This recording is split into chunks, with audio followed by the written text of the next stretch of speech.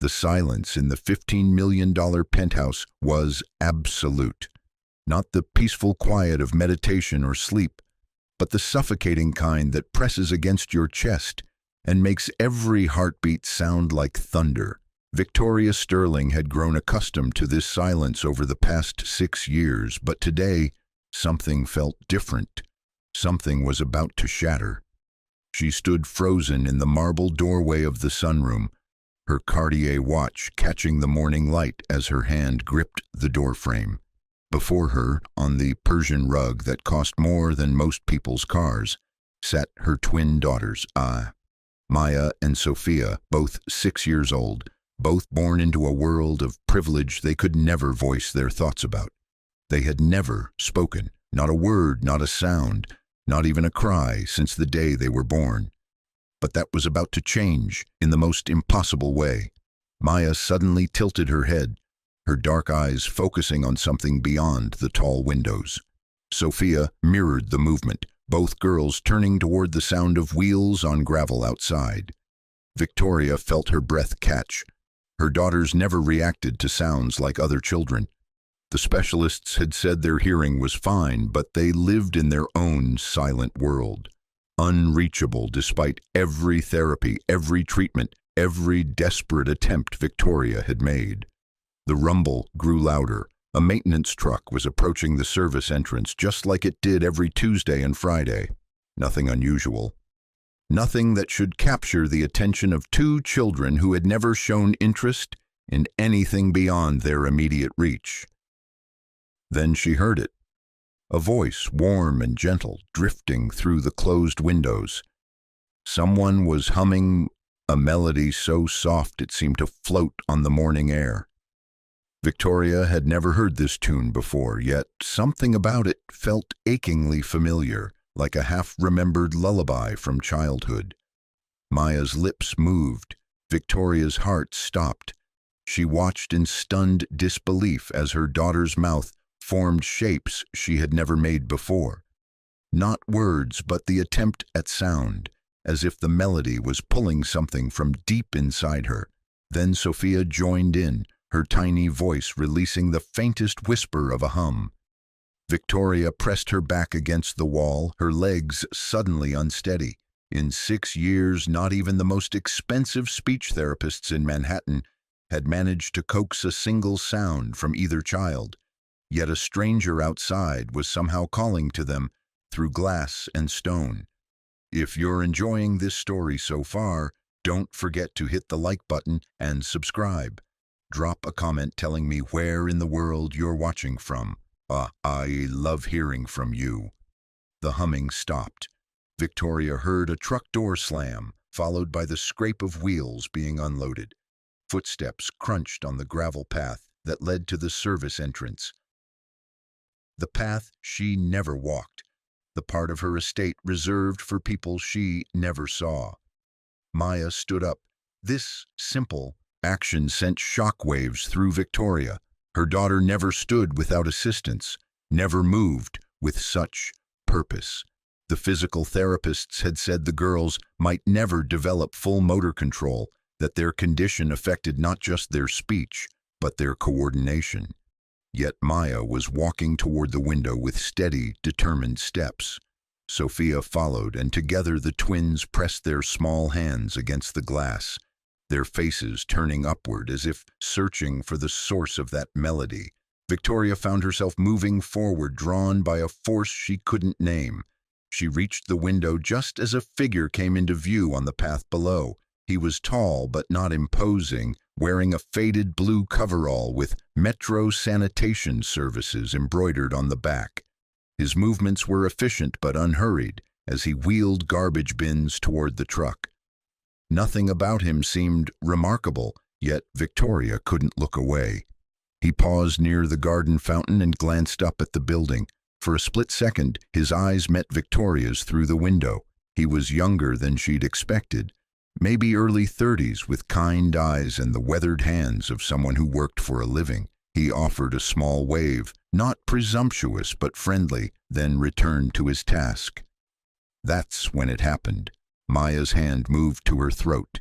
She opened her mouth, and for the first time in her 6 years of life, she made a sound. Duh! The word hung in the air like a miracle.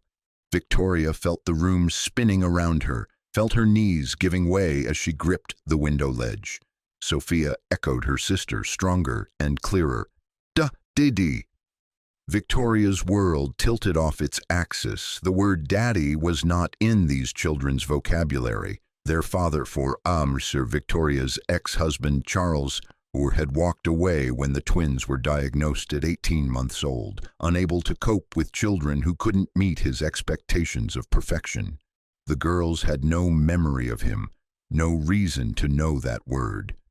Yet they were saying it, clear as daylight, while staring at a complete stranger. Victoria stumbled backward from the window, her mind racing through impossible explanations. Coincidence? Some breakthrough triggered by sound therapy? Or was she finally losing her sanity after years of hoping for the impossible? She looked back at the window. The man was wheeling the empty bins back toward his truck, still humming that same unfamiliar melody. Maya and Sophia watched his every movement, their faces more animated than Victoria had seen in their entire lives. As the truck pulled away, both girls turned to their mother.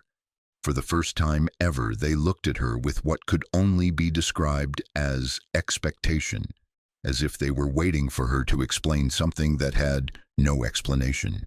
Victoria sank into the nearest chair. The silence in the $15 million penthouse was absolute.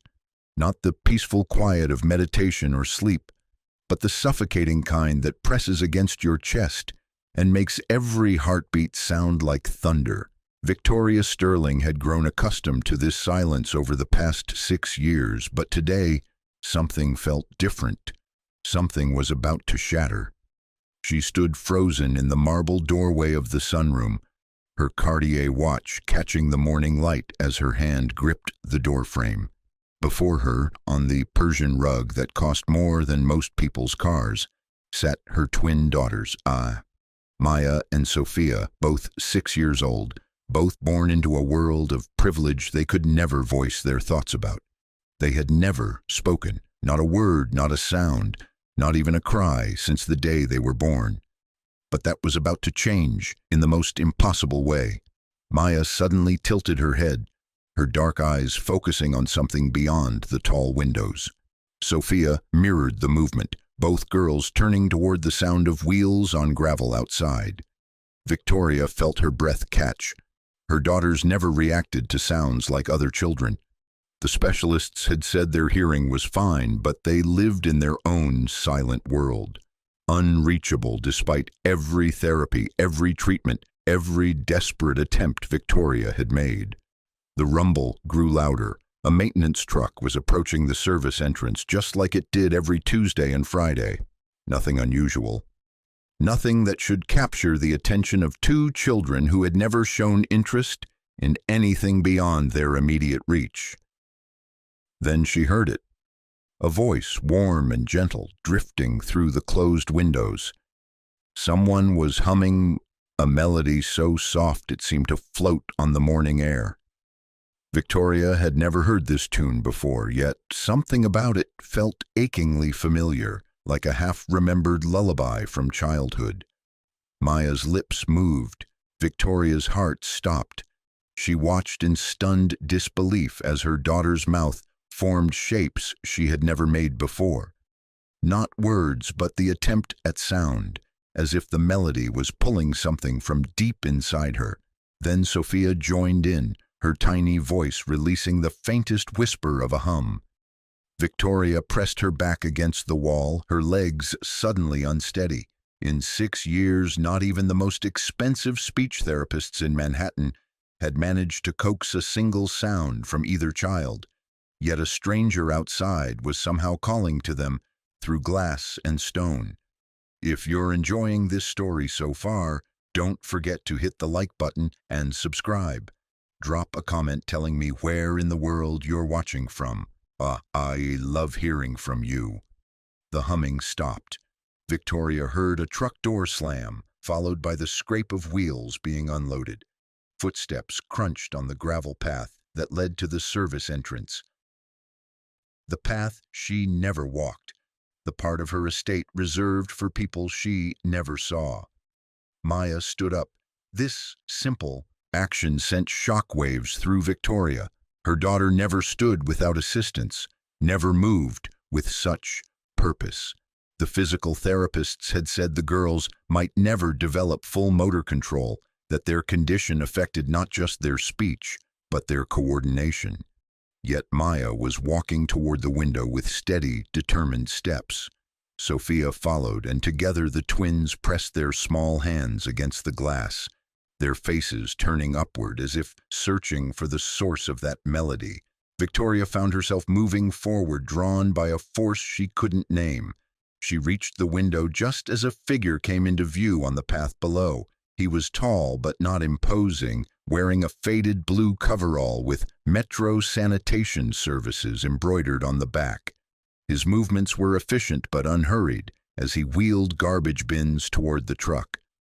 Nothing about him seemed remarkable, yet Victoria couldn't look away. He paused near the garden fountain and glanced up at the building. For a split second, his eyes met Victoria's through the window. He was younger than she'd expected, maybe early 30s, with kind eyes and the weathered hands of someone who worked for a living. He offered a small wave, not presumptuous but friendly, then returned to his task. That's when it happened. Maya's hand moved to her throat. She opened her mouth, and for the first time in her 6 years of life, she made a sound. Duh! The word hung in the air like a miracle.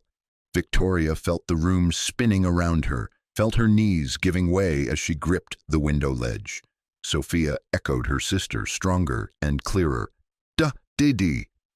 Victoria's world tilted off its axis. The word daddy was not in these children's vocabulary. Their father, for Sir Victoria's ex-husband Charles, who had walked away when the twins were diagnosed at 18 months old, unable to cope with children who couldn't meet his expectations of perfection. The girls had no memory of him, no reason to know that word. Yet they were saying it, clear as daylight, while staring at a complete stranger. Victoria stumbled backward from the window, her mind racing through impossible explanations. Coincidence? Some breakthrough triggered by sound therapy? Or was she finally losing her sanity after years of hoping for the impossible? She looked back at the window. The man was wheeling the empty bins back toward his truck, still humming that same unfamiliar melody. Maya and Sophia watched his every movement, their faces more animated than Victoria had seen in their entire lives. As the truck pulled away, both girls turned to their mother.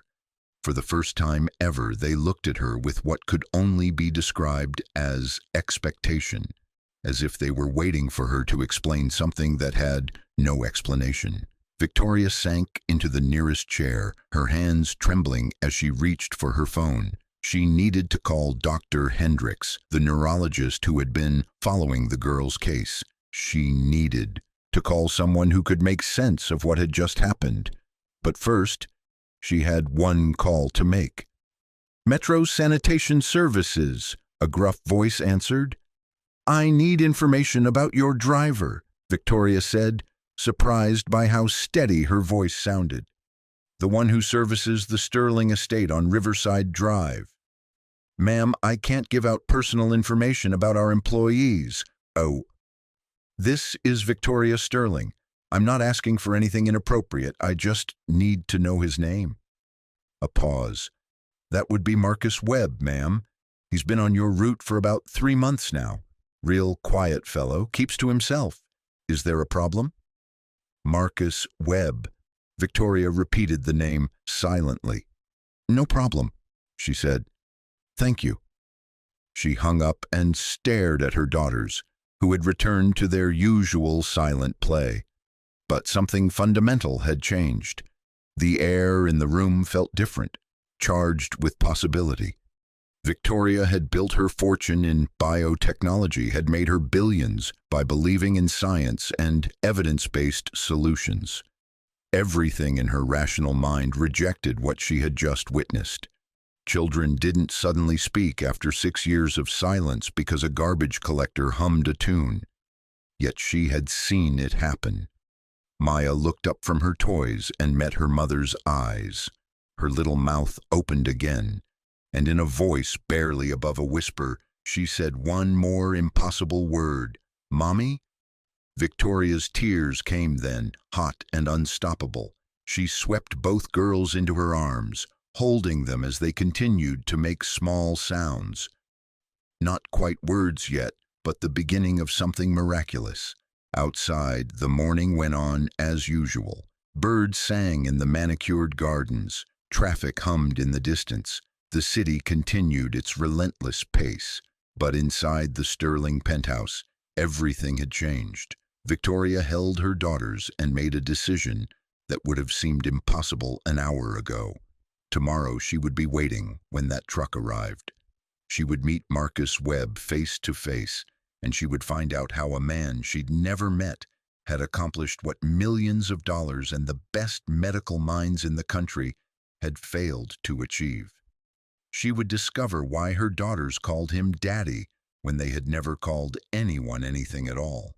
The afternoon passed in a blur of wonder and confusion.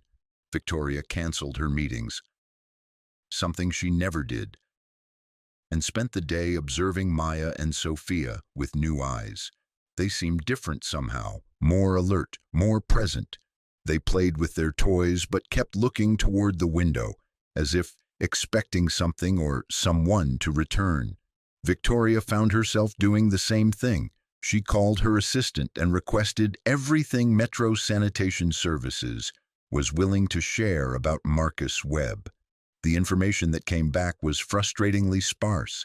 Hired 3 months ago, excellent performance reviews, previous experience with various service companies around the city, no criminal background, no red flags, no explanation for the impossible thing that had happened in her sunroom. That evening, after the girls were asleep, Victoria stood in her home office surrounded by medical files and therapy reports. 6 years of documentation, thousands of pages detailing every attempt to reach her daughters, every technique, every medication, every breakthrough therapy that had yielded nothing but silence. She picked up one of the reports from Dr. Sarah Hendricks, the pediatric neurologist who had been treating the twins since they were babies. The conclusions were always the same. Severe developmental delays of unknown origin. Prognosis for speech development remains poor. Victoria set the file down and walked to the window.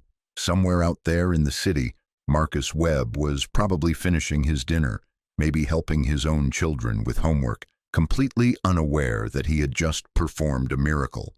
Tomorrow couldn't come fast enough. The next morning, Victoria was dressed and waiting by 6:30 a.m. She had positioned herself in the ground floor library, which had large windows facing the service entrance. She felt ridiculous, like a stalker in her own home. But she needed to see this man up close. She needed to understand. At 7:15, the familiar rumble of the truck announced Marcus's arrival.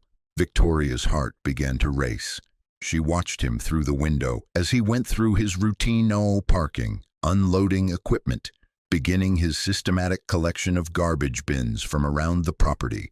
This time she noticed things she had missed before. He moved with the confidence of someone who took pride in his work, no matter how others might perceive it. He was gentle with the bins, careful not to damage the landscaping, respectful of the space even when he thought no one was watching.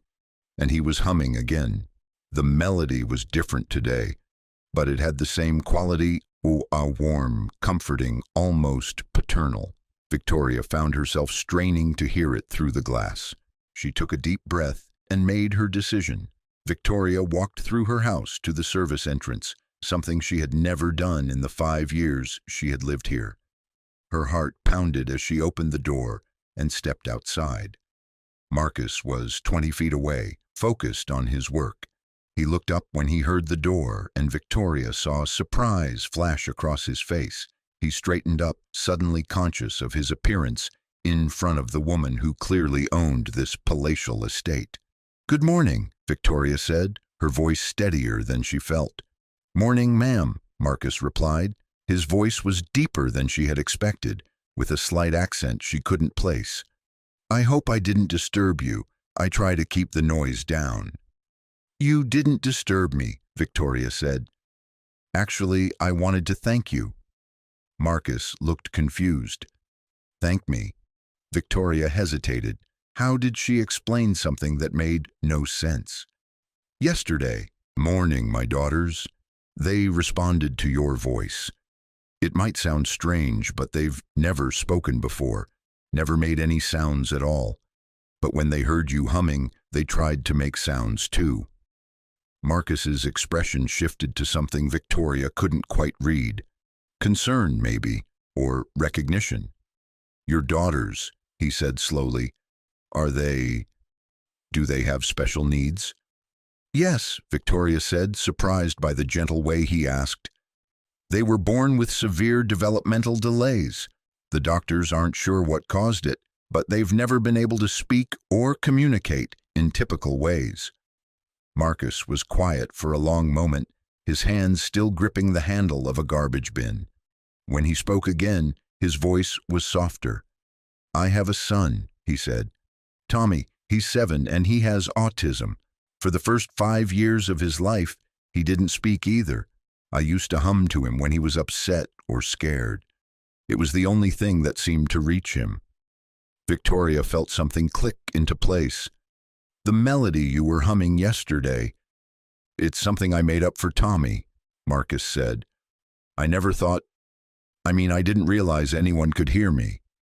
"My daughters heard you," Victoria said, "and for the first time in their lives, they tried to make music too."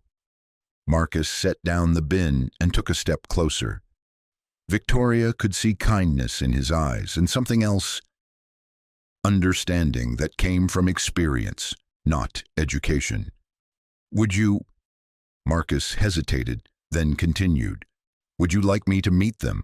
I don't know if it would help, but Tommy's taught me a few things about reaching kids who live in their own worlds." Victoria felt tears threatening again.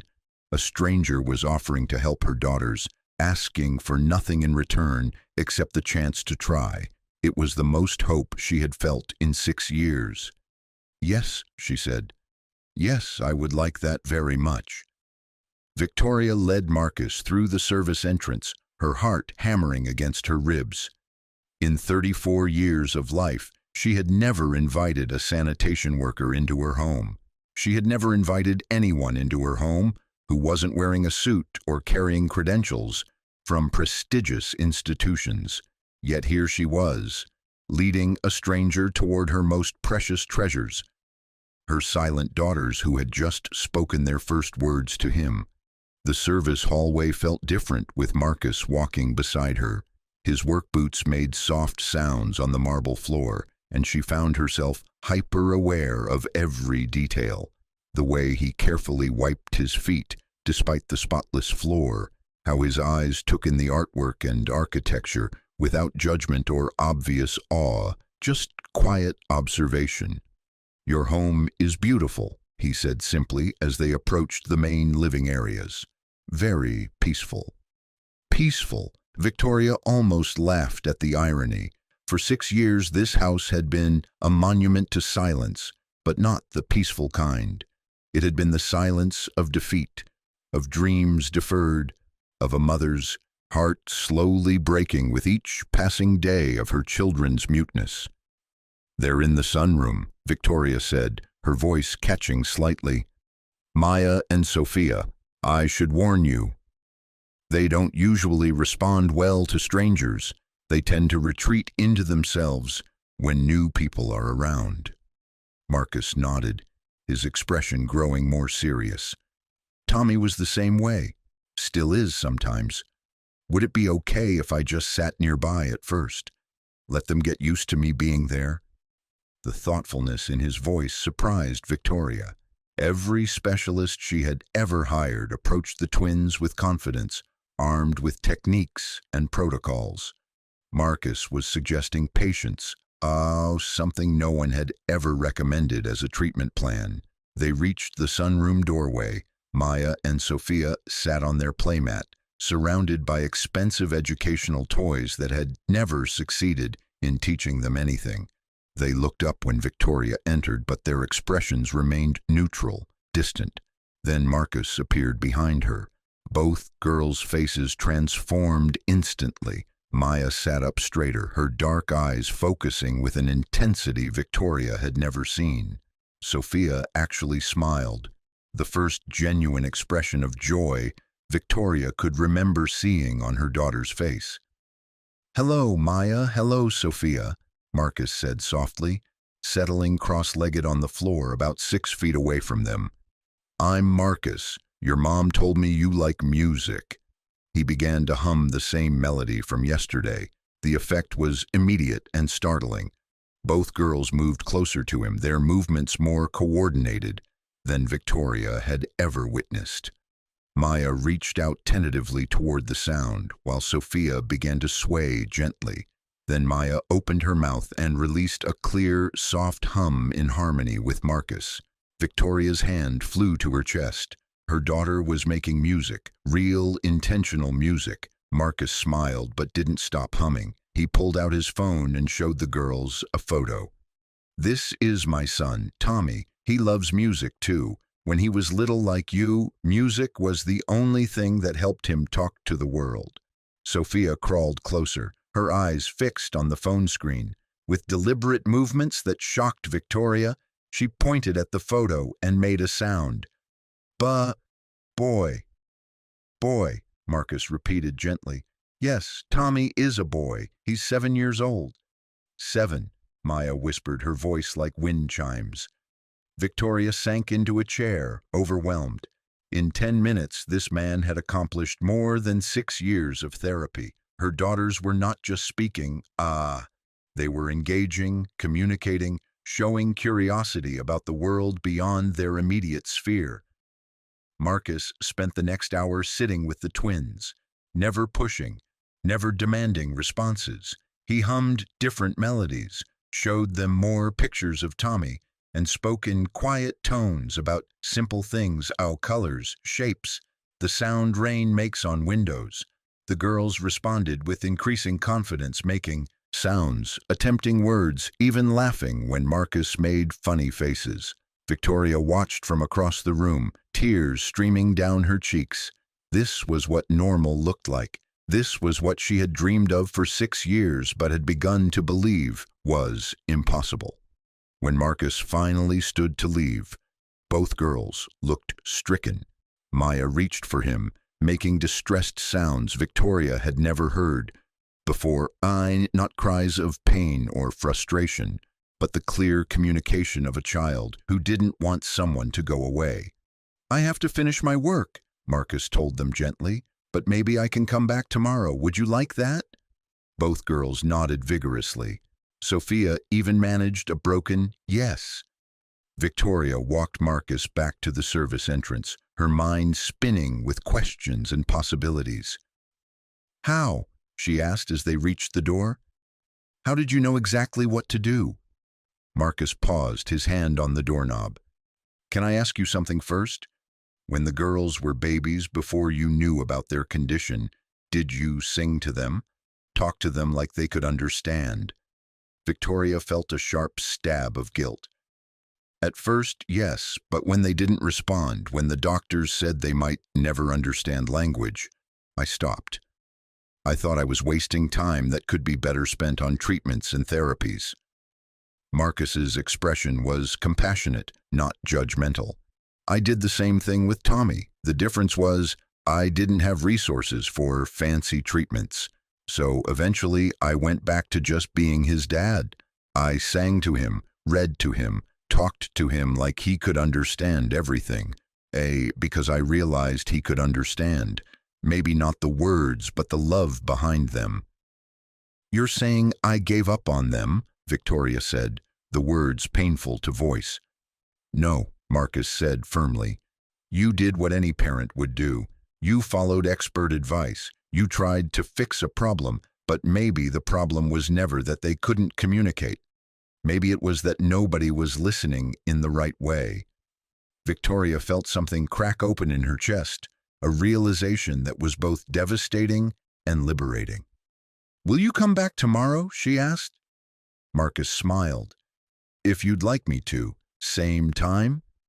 "Actually," Victoria said, making a decision that would have seemed insane 24 hours ago. "Would you consider coming earlier, maybe spending more time with them? I could pay you." Marcus held up his hand. "This isn't about money, Mrs. Sterling. If I can help Maya and Sophia, I want to, but not because you're paying me, because every child deserves to be heard." After Marcus left, Victoria sat alone in the sunroom where her daughters were napping, exhausted from their morning of communication. She pulled out her phone and scrolled through her contacts, stopping at Dr. Sarah Hendricks's number. "Dr. Hendricks, it's Victoria Sterling. I need to ask you something about Maya and Sophia." "Of course, how are they doing?"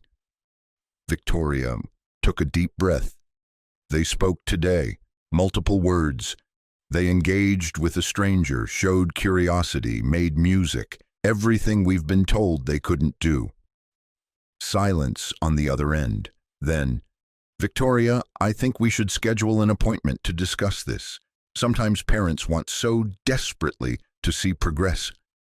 "I have video," Victoria interrupted.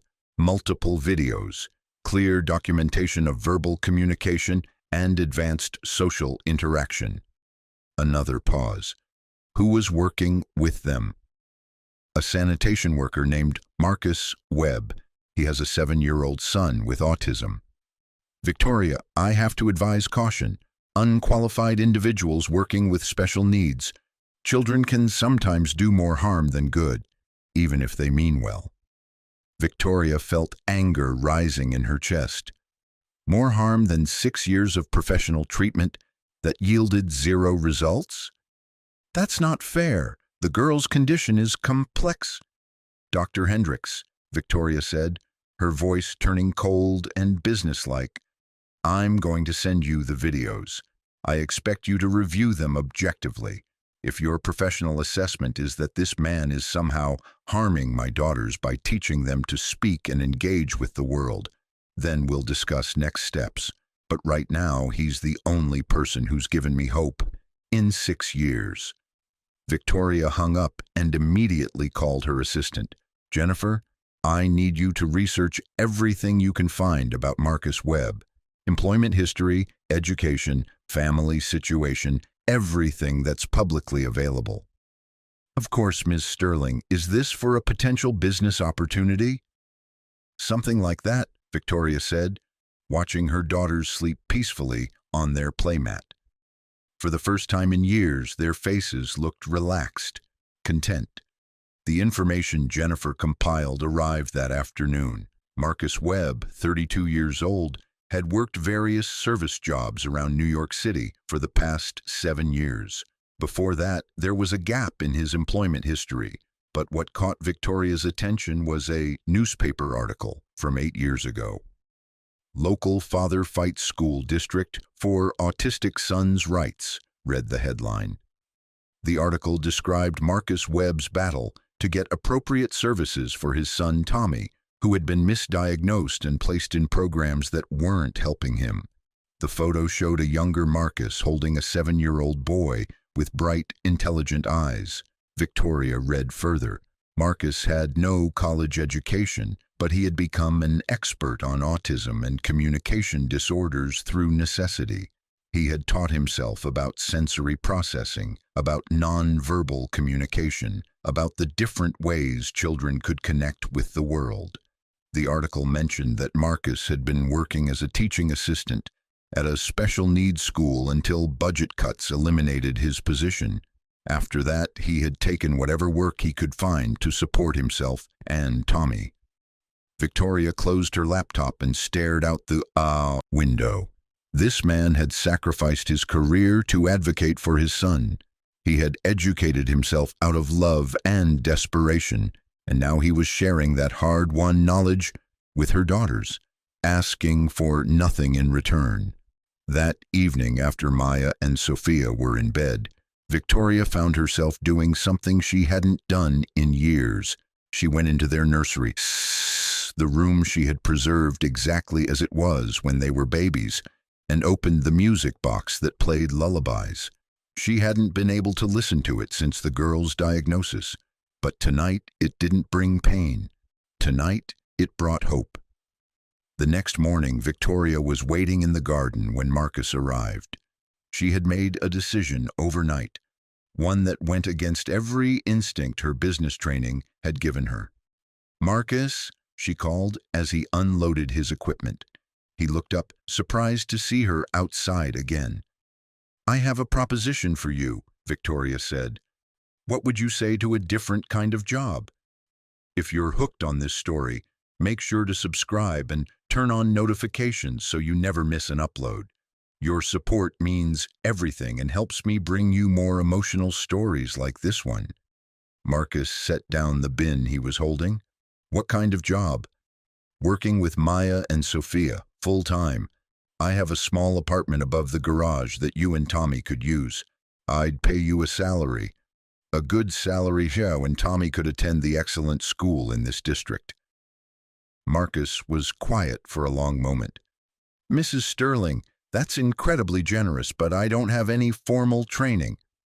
"You have something better than training," Victoria interrupted. "You have experience, you have heart, you have the ability to reach children who live in worlds the rest of us can't access." "What about your regular therapists, your treatment plans?" Victoria smiled. "I fired Dr. Hendricks yesterday. After 6 years of being told my daughters would never progress, I think it's time to try something different."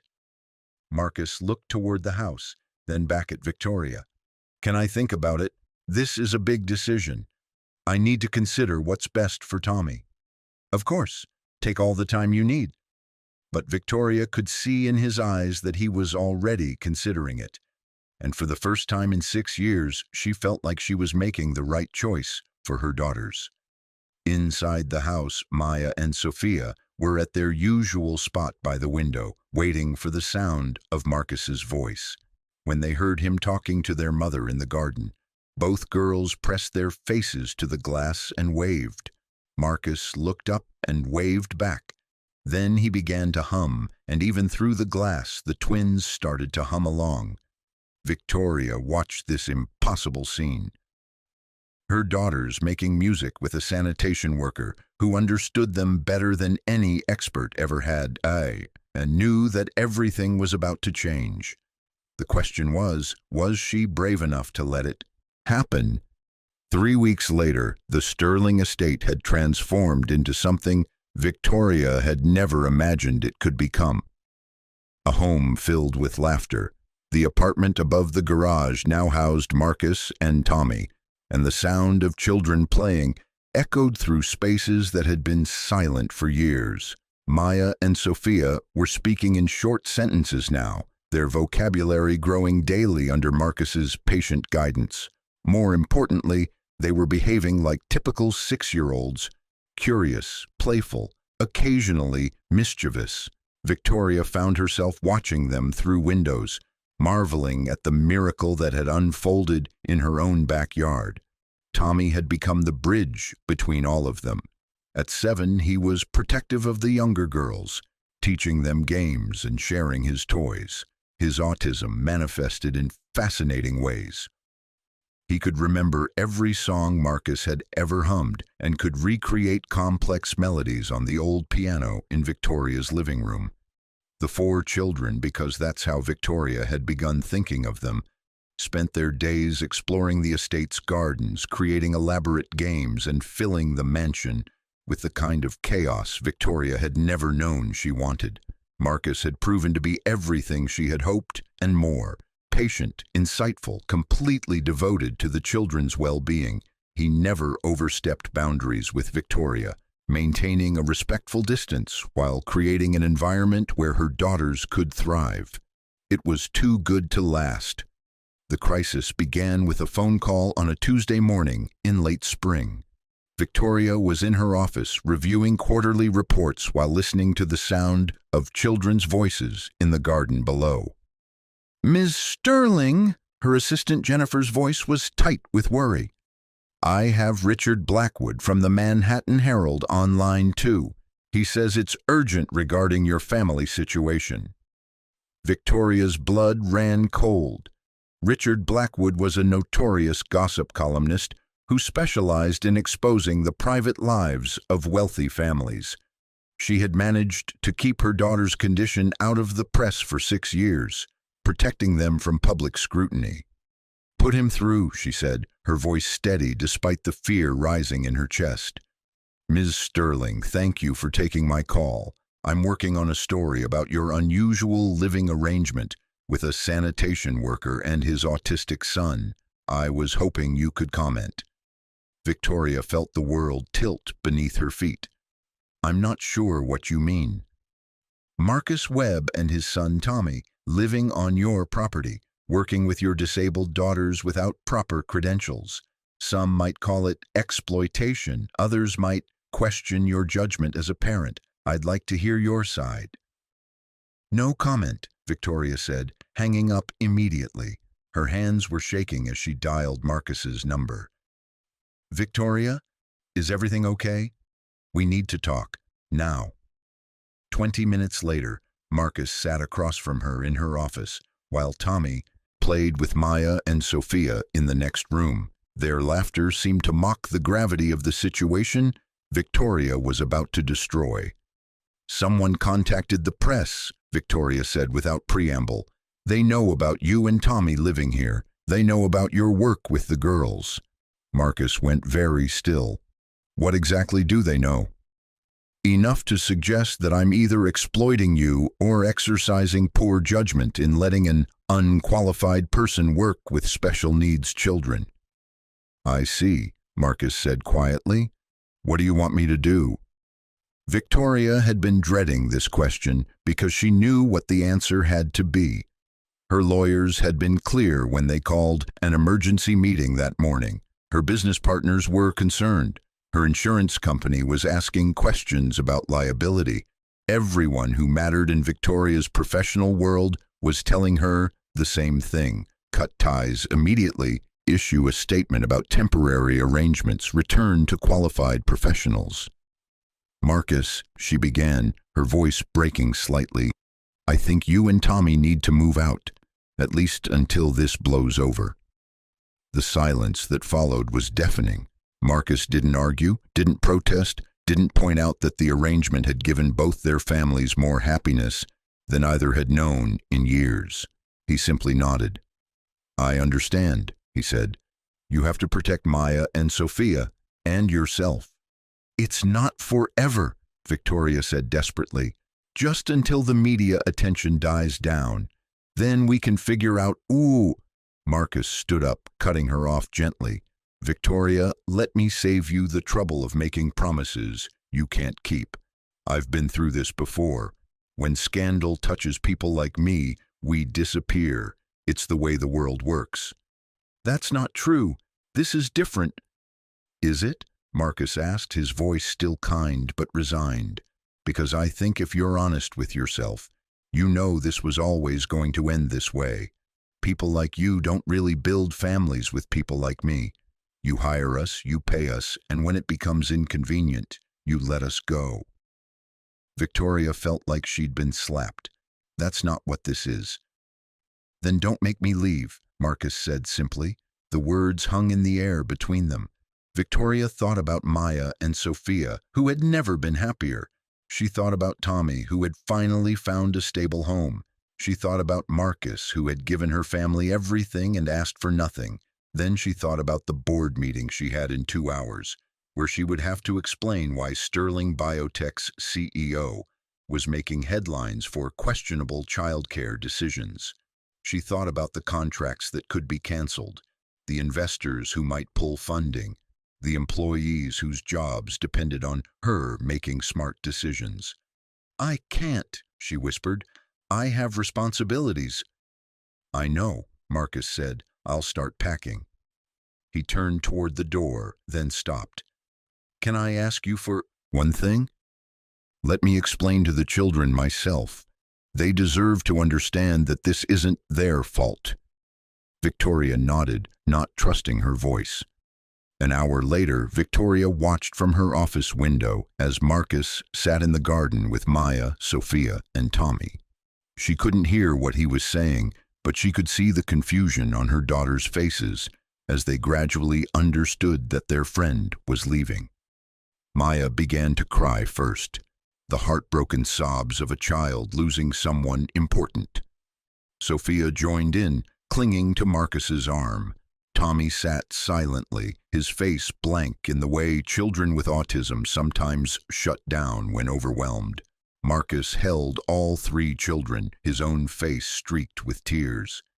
He spoke to them quietly, probably explaining concepts like temporary and see you soon that they were too young to understand.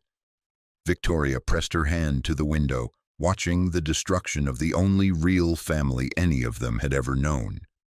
Her phone rang. Richard Blackwood, again. "Ms. Sterling, I wanted to give you one more chance to comment.